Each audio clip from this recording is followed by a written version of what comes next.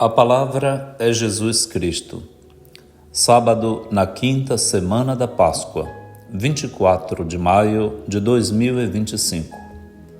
Oremos.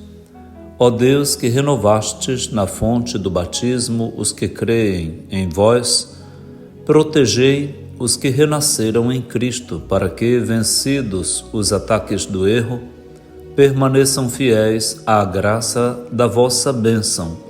Por nosso Senhor Jesus Cristo, vosso Filho, que é Deus, e convosco vive e reina, na unidade do Espírito Santo, por todos os séculos dos séculos. Amém. Na liturgia da palavra de hoje temos, na primeira leitura, o texto dos Atos dos Apóstolos, no capítulo 16, versículos de 1 a 10. O salmo responsorial será o Salmo 99, com 3 estrofes, dentre elas o refrão: Aclamai o Senhor, ó terra inteira. E o Evangelho será o de São João, no capítulo 15, versículos de 18 a 21. Celebramos hoje também a memória de Nossa Senhora, Auxiliadora dos Cristãos, e em 2007, o Papa Bento XVI estabeleceu que hoje rezássemos na Igreja toda como dia oficial de oração pela China. E como a Igreja está se aproximando tão bem das relações com os chineses, país ainda bastante fechado, mas ao mesmo tempo interessado em relações comerciais com tantos países, inclusive com o Brasil, hoje nossa oração, nosso dia, tenha lugar uma prece para que as relações da Igreja com os chineses seja cada vez mais evangelizadora e bem-sucedida. Por todos os nossos irmãos chineses e chinesas, nossa bênção, nossa prece, nossos votos de alegria e salvação em Cristo Jesus, com o auxílio de Nossa Senhora, Auxiliadora dos cristãos. Nos Atos dos Apóstolos temos os encontros sucessivos daqueles que formam o primeiro time da obra evangelizadora da Igreja. Neste time, agora comparece Timóteo. Paulo foi para Derbe e Listra, cidades da Ásia Menor, e havia em Listra, na cidade de Listra, um discípulo chamado Timóteo, filho de uma judia, Eunice, que foi educado por uma avó, era neto de vó, criado com vó, que se chamava Loide.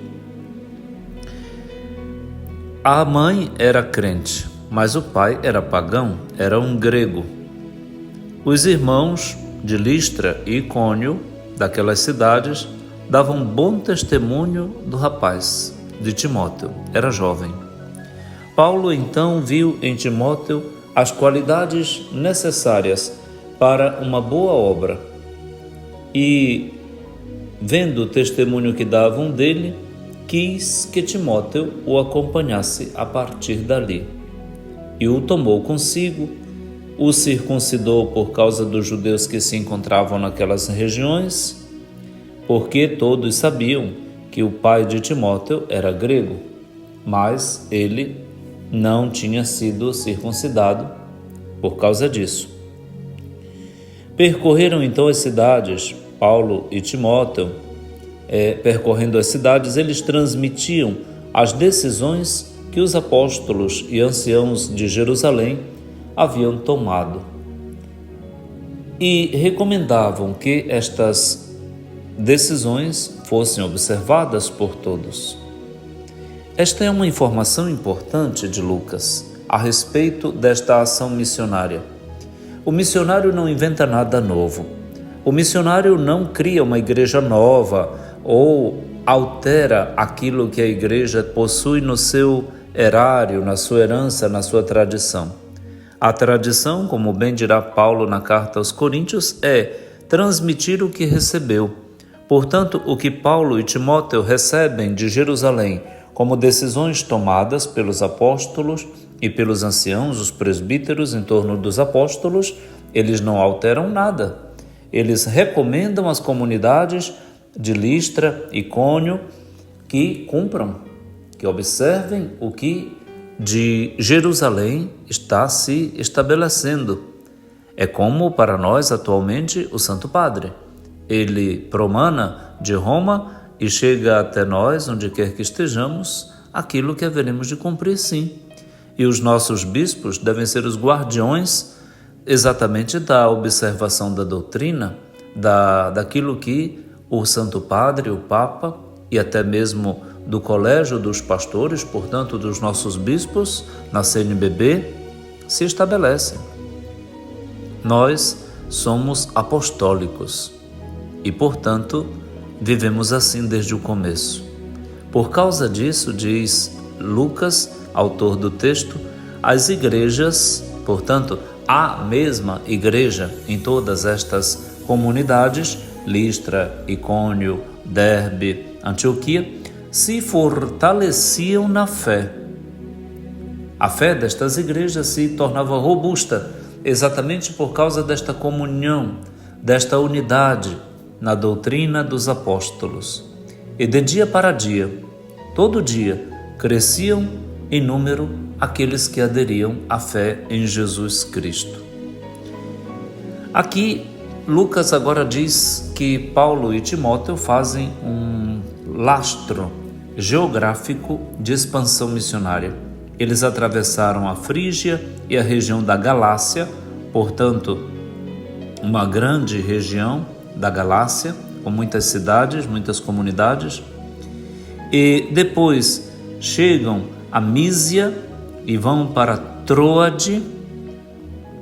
Daí Paulo tem uma visão em Troade, na sua frente aparece um macedônio que lhe suplica: vem a Macedônia e nos ajuda. E depois desta visão, eles procuraram partir imediatamente para a Macedônia, porque estavam convencidos de que Deus acabava de lhes chamar para pregar o Evangelho por lá, na Macedônia. E vão. É aí então que abrem-se novas frentes de evangelização em Filipos, que era praticamente a capital da Macedônia, e outras comunidades adjacentes. Muito bonito este movimento progressivo, expansivo de missão, mas completamente coligados a Jerusalém, não inventando nem alterando nada, completamente em comunhão. Evangelização não se faz com a invenção da roda, não, com coisas novas, com novidades, não. Nós damos aquilo que recebemos. Esta é a tradição da nossa fé. Qualquer pessoa que entre nós comece a inventar coisas novas, que não se coadunam ou não estão em comunhão com os nossos bispos, com o Santo Padre, não serve, não é para ser atendida. Estas novidades que não têm comunhão com o Santo Padre, o Papa, ou com o nosso bispo diocesano. Aclamai o Senhor, a terra inteira, na mesma comunhão que Paulo e Timóteo nos dão lição na leitura que ouvimos. No Evangelho, Jesus usa 4 vezes a partícula si. Se o mundo vos odeia, sabei que primeiro odiou a mim. Se fosseis do mundo, o mundo gostaria daquilo que lhe pertence, mas vocês não são deste mundo. Depois, se me perseguiram a mim, também perseguirão a vós. E por fim, se guardaram a minha palavra, também guardarão a vossa.